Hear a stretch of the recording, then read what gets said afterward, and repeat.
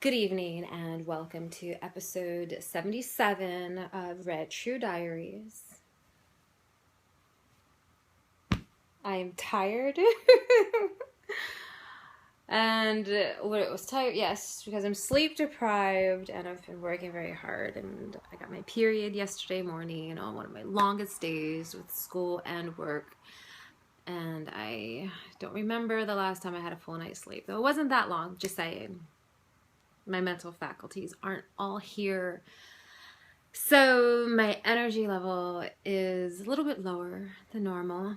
But, all right. Just prefacing that now because, prefacing with that now because, yeah, I might seem a little stranger than usual. So, okay. In future episodes, I'm going to get into something I saw this past week, a documentary about what's called the highly sensitive person, HSPs, which I found really fascinating. I didn't know that. I've heard of sensitive people, but I thought it was a personality trait, not a genetic trait, something you're born with. And I am a highly sensitive person. So it was really enlightening to watch this documentary called Sensitive, the movie, recommended to me by a highly sensitive friend. So if you get a chance, it's still streaming live. If you just Google Sensitive, the movie, it might even be sensitivethemovie.com, but Google Sensitive, the movie, and it'll come up. And for $20, you can go ahead and stream it. I don't think you can download it, but I watched it on Wednesday, and I can still rewatch it now because the browser's still open in my laptop. So I'll come back to that in another episode. But I wanted to mention that because it's had more of a profound impact in my life than I actually thought it would. Yeah, it's pretty fascinating. So, okay. So that was the big thing this week. And I'd like to give a little update about what's going on romantically.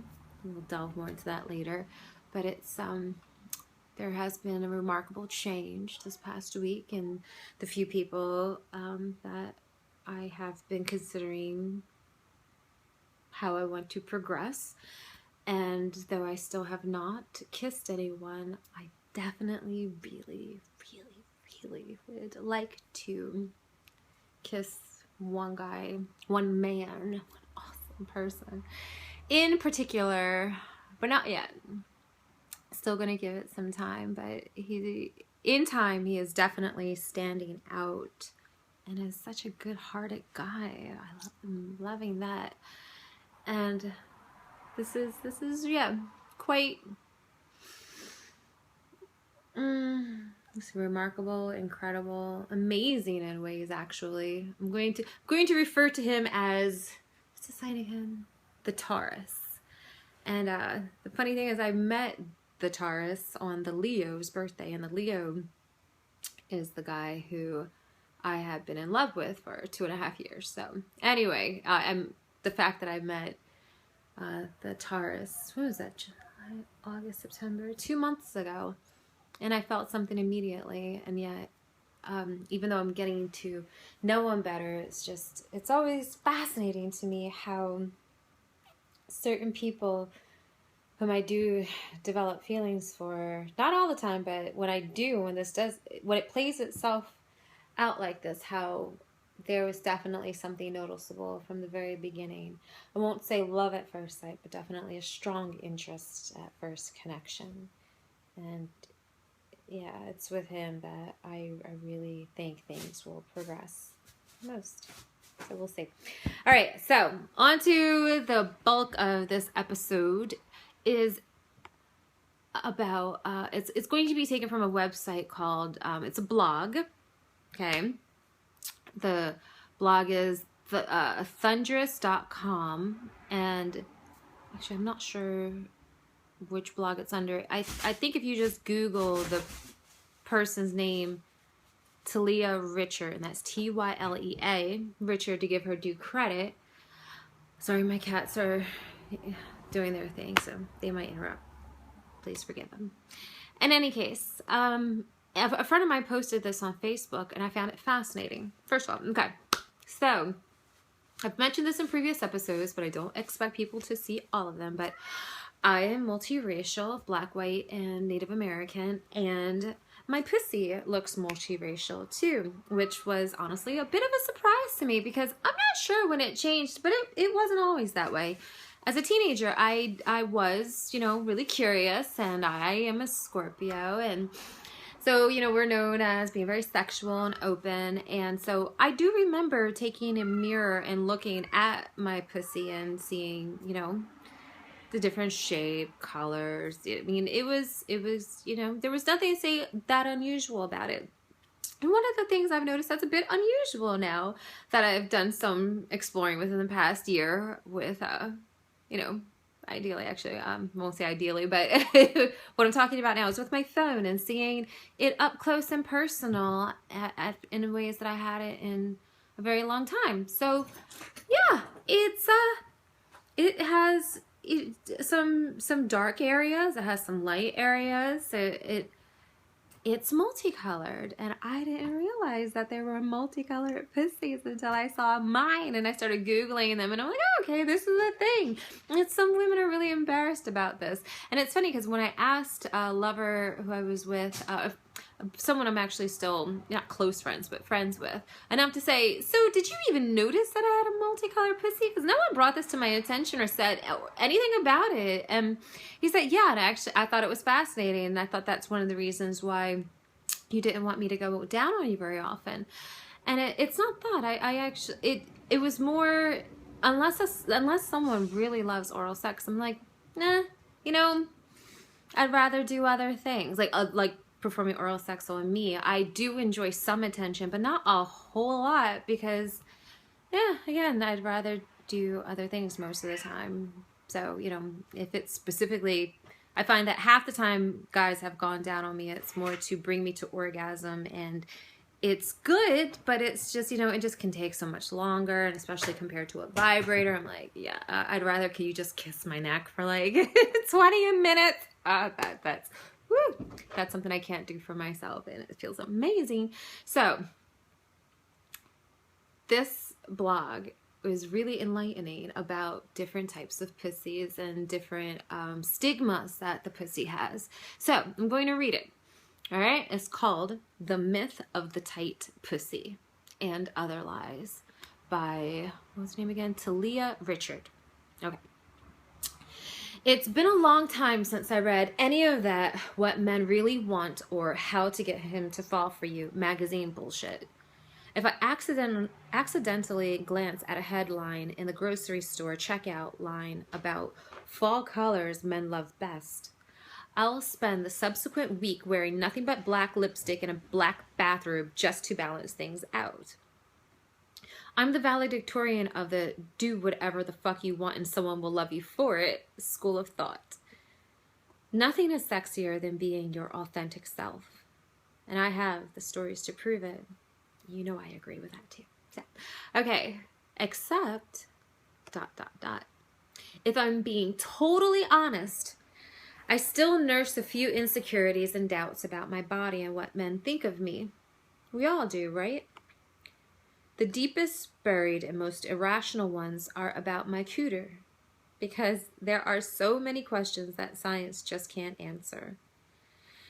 You can talk to your gynecologist, read Our Bodies, Ourselves, spend hours with a mirror in your crotch, or a camera phone, by the way, and you'll still be left with so many questions.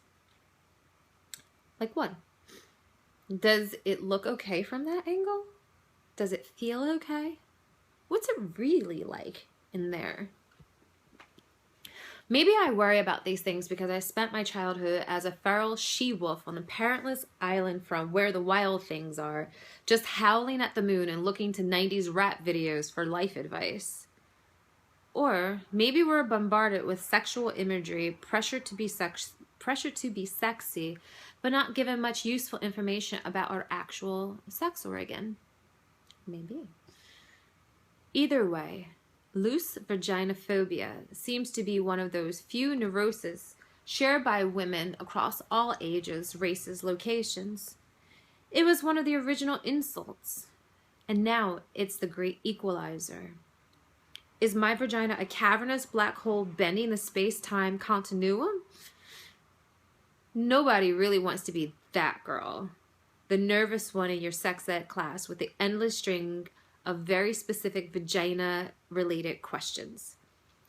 But lucky for you, I'm here to ask all the things.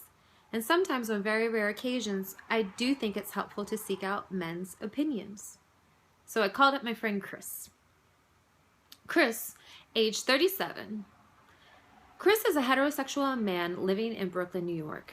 He is a painter of female nudes and is very, very sexually active. However, there are a few things that make him different from your average oversexed douchebag. One, he doesn't drink or do drugs. So his memory isn't full of foggy one-night stands where he essentially masturbated with someone else's body. Never heard that term before. Trio, stop. Shh. 2, he has a pretty progressive view of women's sexuality and doesn't get down with any kind of slut-shaming. And 3, word on the street is he's very good at making the sex. If you must talk to a man about vaginas, I think he's a pretty reliable source. Chris is real, and the interview that follows is real. It's not satire. Question. In order to establish your credibility as a pussy pundit, can you tell me approximately how many vaginas you've seen in real life? Chris. Probably somewhere between 700 and 900 total. About half are models for his she says, about half are models for his paintings, and half are sexual encounters. She says, well, I'll say, what's Talia? Let me make sure I say that right. Talia. All right, so Talia says, that's a 200 pound margin of error. Chris. Yeah, I don't really keep track. It's such a task. I don't really think about it. Talia. Would you consider yourself an expert on vaginas? Chris. No way. I think I have an above average vagina IQ, but I'm not an expert. Talia. Okay. Actually, you'll hear my voice change. I'm not going to keep saying the name. I will speak higher for Talia and lower for Chris. Okay. Can you tell me about the ugliest vagina you've ever seen? I don't know. Nothing comes to mind. Chris, this interview isn't going very well so far. There must have been at least one vagina that made you recoil in disgust and grab your suddenly shriveled peen. Talia, what is actually wrong with you? Pause, because to me, this speaks volumes too. I've never felt like, I'm not going to say every pussy is the most beautiful thing, but I'm just saying, her reaction surprised me too, but I know a lot of women feel this way, and even about their multicolor vaginas, when I read up on it and found some comments that some women have made about what, thinking it was so ugly and dirty and wish it would, they could bleach it or go away, it saddens me so much, and it's one of the reasons I want to get this information out there to possibly help men and women get over these negative stigmas. So, really, why would she be so surprised that he didn't think any were disgusting? So, anyway, back to the interview. Interviewer mumbles incoherently. Vaginas all look different. This is Chris speaking. Vaginas all look different, but I've never seen any ugly or disgusting ones. Some that smelled badly, but none that were ugly. Really? I find that hard to believe. Why? Well, I just thought some vaginas were cuter than others, like shoes. Not really. I mean, they all look different, but not in a bad way. It's like hairstyles. I might prefer women with long hair, but sometimes you see someone with a short cut, and she looks good as hell. They're just different. It's more about taste, smell, wetness, and the way it feels.